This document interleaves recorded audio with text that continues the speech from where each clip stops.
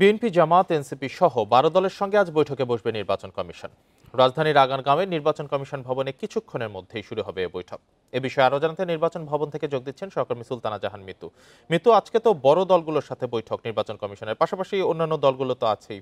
তো আজকের আলোচ্য বিষয়গুলো কি কি এবং কখন শুরু হতে পারে বৈঠক? ১০টার দিকে তো শুরু হওয়ার কথা ছিল প্রথম পর্বের বৈঠকটি। দেখুন, বৈঠক শুরু হবে 10:30 থেকে এবং আলোচ্য বিষয় যেটি নির্বাচন কমিশন নির্ধারণ করেছে সবগুলো দলের ক্ষেত্রেই একই। আজকে 12টি নয় 13টি দলের সাথে সংলাপ অনুষ্ঠিত হচ্ছে এবং যারা সংলাপে আসছেন সকালের ভাগে যারা আছেন বিএনপি, সকালের ভাগে আছেন জামায়াত, এনসিপি, গণসংহতি আন্দোলন এবং বিকেলে আছে এনসিপি, নাগরিক ঐক্য, গণ অধিকার পরিষদ সহ অন্যান্য দল। অর্থাৎ আজকে সংলাপে যারা উপস্থিত হতে যাচ্ছেন সেই সকল দল বর্তমানে বাংলাদেশের রাজনৈতিক মেরুকরণে গুরুত্বপূর্ণ ভূমিকা রাখছে এবং নানা ধরনের দর কষাকষিতেও তারা আলোচনার কেন্দ্রবিন্দুতে আছে। তো আজকের যে সংলাপটি অনুষ্ঠিত হতে যাচ্ছে সেটি নিঃসন্দেহে বেশ বলা যায় যে আলোচনায় সরগরম হয়ে উঠবে, কেননা তাদের পক্ষ থেকেও নিশ্চয়ই বিভিন্ন দাবি দেওয়া উঠবে এবং নির্বাচন কমিশনের তরফ থেকেও কিছু বলা হবে। আপনি জানেন যে পিআর পদ্ধতিতে নির্বাচন বা গণভোট সহ নানা ইস্যুতেই এই দলগুলো রাজনীতির মাঠে সরব আছে।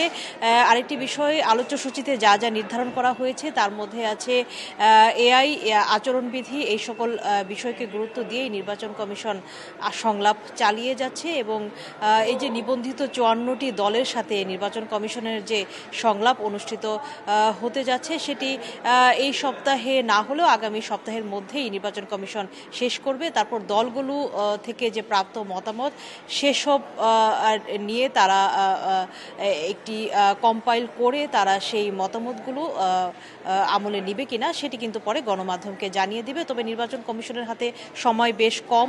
ত্রয়োদশ সংসদ নির্বাচনকে সামনে রেখে নির্বাচন কমিশন যে কর্মপরিকল্পনা তৈরি করেছিল তার মধ্যে সব কাজই মোটামুটি ইসির দাবি মতে ঠিক সময়ে হয়েছে। তবে সংলাপটিতে তারা বেশ পিছিয়ে আছে, কেননা ডিসেম্বরের প্রথমার্ধে যদি তফসিল হয় সেই হিসাবে মাত্র আর দিন 15-র মতো সময় আছে। এই সময়ের মধ্যে তাদেরকে আরও দুটি পক্ষের সাথে সংলাপ শেষ করতে হবে। জুলাই যোদ্ধা আছে, পর্যবেক্ষক আছে এবং সবকিছু শেষ করে তাদের মতামত কতটা আমলে নেওয়া সম্ভব হবে সেটিও প্রশ্ন সাপেক্ষ। এছাড়া আইনবিধি কিন্তু ইতিমধ্যে সংস্কার হয়ে গিয়েছে, তারপরে এই সংলাপ আসলে কতটা অর্থবহ হচ্ছে সেটিও একটি বিষয়।